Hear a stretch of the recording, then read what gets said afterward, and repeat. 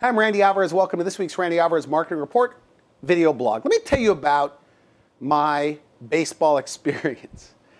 When I was probably from first grade to sixth grade, I wanted to be a professional baseball player. And I was convinced this is what I was going to do. I had this will to win. I wanted to do it. And so after sixth grade, we moved. And I took 7th and 8th grade off, didn't play in any summer leagues, went into high school.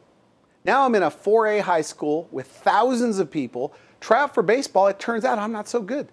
I was the superstar in the Little League where I grew up. It was Sunset Little League in La Puente, California. But when I got into a big school, I wasn't so good, right? And it's just like in business, the real world. I mean, there's some really sharp people. You have to go above and beyond to be good as far as practicing and studying and things like that. So I'm playing baseball, and as a freshman, I'm just an average player, right? Sophomore, just an average player. And I got a chance to play next to a guy during practice, a guy named Cecil Fielder, who made over $55 million in the big leagues. In fact, home run champion. He played on the New York Yankees. His son, a famous baseball player, Prince Fielder. But I got a chance to work next to this guy. His swing was incredible. But what's funny is we both had a couple things in common. We both wanted to play Major League Baseball. We both had this will to win. But guess what? Here's what I was missing. Like Vince Lombardi, the famous coach, says, the will to win, and I'm paraphrasing slightly, the will to win is not enough. You have to have the will to prepare to win. And I wasn't preparing to win because when practice was over, I was done. In that little town, there was a family fun center. And after school, here I am in 10th grade, my friend Mark Garcia and I would go to the family fun center. And it was kind of a social place, a place to meet girls or whatever. And we used to laugh. Cecil Fielder was in the batting cages. I'll never forget this. And in my mind, because I've always been kind of wondering why people do the things that they do, kind of a guy. And I'm wondering why the heck Cecil Fielder is hitting 700 or 800. That was his batting average in high school. He's hitting a home run at every game. And I literally, my 17-year-old mind couldn't figure out for the life of me why Cecil Fielder was in the batting cages. Because he had the will to prepare to win. Somehow in his mind, he knew that average was just not good enough, that he had to put in the hours, he had to put in the work. So when he went to the plate in the big leagues, he made that home run look easy. But what they don't see is all the hard work he put in. So while me and Mark, or Mark and I were, or Mark and me, or Mark and I, I'm not sure, we were at the batting cages, or I mean, we were watching with the Family Fun Center, we didn't get it. So that's my story of high school, never became a professional baseball player. But lucky for me, I had a coach, I had a manager at 18 years old that said, look, you want to be successful in business, you want to be successful in life, then you've got to put in the hours after school, after work. What are you reading about business? What are you reading about personal development? What are you doing to improve yourself? And I'm telling all of you that I talk to medical doctors, I talk to dentists, I talk to other business people, and they've got this will to win. No different than me at 17 years old. I wanted to be a professional baseball player. But what I didn't have is that preparation. And it takes hard work. There's no quick fix.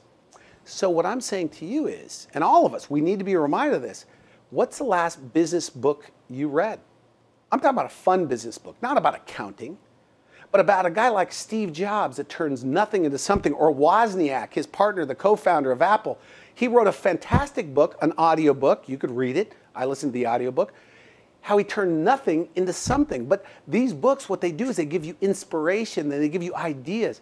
It's no different than Cecil Fielder at those batting cages, preparing to win.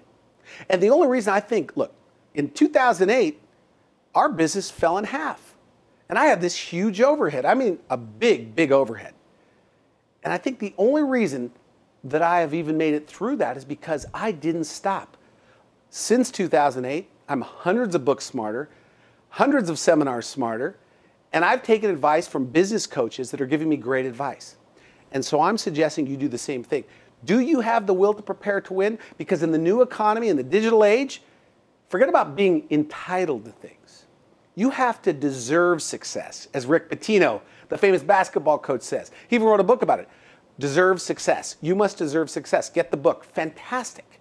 So when you put in the hours, you read the books, you model your behavior after other people that are getting the results you want, you can't help but win. And in business, it's like throw me the ball. I'm ready to go. You walk into a room, there's a feeling. You know it. You put in the work, and you're there. That's this week's report. So the will to prepare to win. There are no quick fixes. So one last thing before you go. Don't turn this off. How many of you want good karma, right? Some of you believe in karma. You call it different things. If you think this was of any value, forward it to one of your buddies. Maybe even one of your miserable buddies or one of your successful buddies. Forward it around. Post it somewhere if you think it was a good idea. The other thing, you go to my website at wellnesshour.com, and at the very top of the page, you could subscribe. So every week you can listen to one of my marketing reports. I would like, look here, it's 2014. This is still January. I want to be one of your coaches. Doesn't mean that you have to pay attention to everything I say, but there might be one little tidbit, one distinction you pull from what I say that can propel you into a different direction. It could be a pivot point for your career. You see, what changed my life when I was 19 years old is something I heard before. But because of where my head was and because of the time of the day maybe, I heard it before, but they said something and something went off. And it's oftentimes, I'm reading a book last month. I'm reading a book.